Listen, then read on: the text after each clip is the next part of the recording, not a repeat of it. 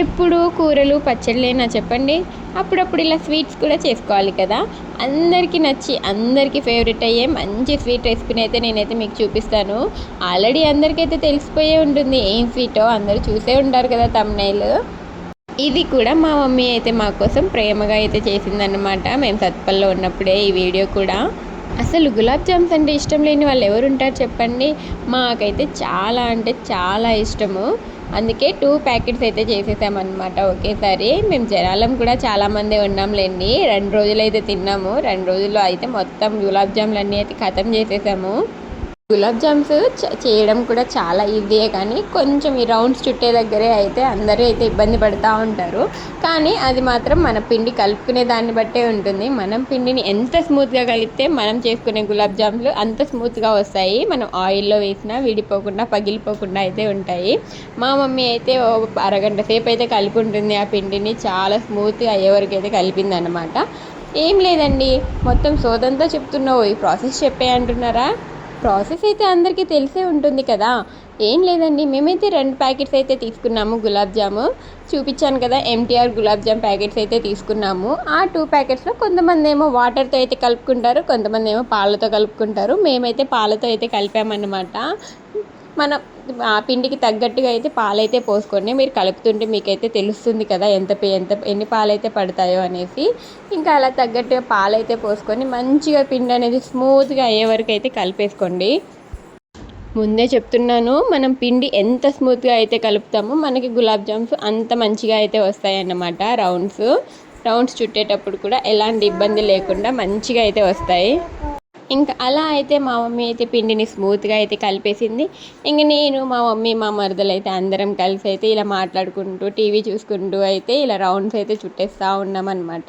ఒక్కొక్క రౌండ్ చుట్టడానికి మాకు ఒక 5 మినిట్స్ దాకా పట్టిందనమాట. మధ్యలో క్రాక్స్ అలా ఇలా వస్తున్నాయి. మళ్ళీ మేమైతే దాన్ని తీసేసి మళ్ళీ అయితే రౌండ్ చుడతా ఉన్నాము. మా బాధలో మేముంటే మా జున్ను బాధలో మా జున్ను ఉందన్నమాట. ఇలా పిండి కనిపించిందంటే మాత్రం తనకి చపాతీలే గుర్తొచ్చేస్తూ ఉంటాయి. రావడం, కొంచెం పిండి తీసుకోవడం, వాళ్ళ డాడీ దగ్గరికి వెళ్ళి ఆ పిండితో అయితే చపాతీలు చేసుకోవడం, ఇదే సరిపోయింది. సగం పిండి అయితే మా జున్నుయే ఆడుకుంది. మా ముచ్చట్లో మేముండైతే అలా రౌండ్స్ చేస్తూ ఉంటే ఫ్యాన్ గాలికి అయితే ఆ రౌండ్స్ అన్ని కొంచెం ఎండిపోయి క్రాక్స్ వస్తున్నట్టయితే అనిపించేసింది. ఇంకా అందుకే ఎందుకులే మళ్ళీ రిస్క్ అంతా అనేసి ఇంకా మా మరదలైతే ఆయిల్ పెట్టేసి ఇలా చేస్తున్న కొద్దీ తనైతే డీప్ ఫ్రై చేస్తూ ఉంది, కొన్నిగా వేసుకుంటూ.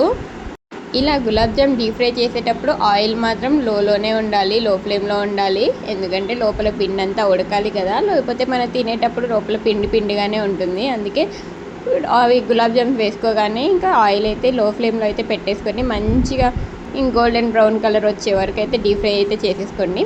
అవి డీప్ ఫ్రై అవుతూ ఉండగా ఇటైతే మనకి పాకం కోసం షుగర్ వాటర్ అయితే వేసేసుకోండి. ఇంకా షుగరు, దానికి మనకి పాకంకి తగ్గట్టుగా వాటరు అండ్ దాంట్లో కొంచెం ఇలాచీ పొడి, ఇంక ఇవన్నీ వేసుకొని ఆ వాటర్ని అయితే మంచిగా బాయిల్ అయితే చేసుకోండి. మనకైతే థిక్ కన్సిస్టెన్సీ అయితే రావాలన్నమాట పాకము. ఇలా మనం ముట్టుకుంటే కొంచెం టచ్ అయ్యేటట్టుగా ఉండాలన్నమాట, అతుక్కునేటట్టుగా కొంచెం లైట్గా ఉన్నా సరిపోతుంది మనకి పాకానికి. తీగ పాకం లాంటివి ఎలాంటివి రావాల్సిన అవసరం అయితే లేదు గులాబ్ జామ్కి. ఇలా మనం చేసుకున్న గులాబ్ జాములన్నింటినీ డీప్ ఫ్రై చేసుకొని పాకం రెడీ అయిపోయాక వేడివేడిగా పాకం ఉన్నప్పుడే మనం చేసుకున్న గులాబ్ జామ్స్ అన్నీ లోపలైతే వేసేసుకొని ఇంకా దానికైతే కొంచెం సేపు అయితే రెస్ట్ ఇచ్చేయండి. అవన్నీ కూల్ అయ్యి పాకం మొత్తం మంచిగా పీల్చుకునే వరకు అయితే దాన్ని అయితే వదిలేయండి. చూసారా మా గులాబ్ జామ్స్ పాకం అంతా పీల్చుకొని ఎంత బాగున్నాయో, తింటే కూడా అదిరిపోయాయండి.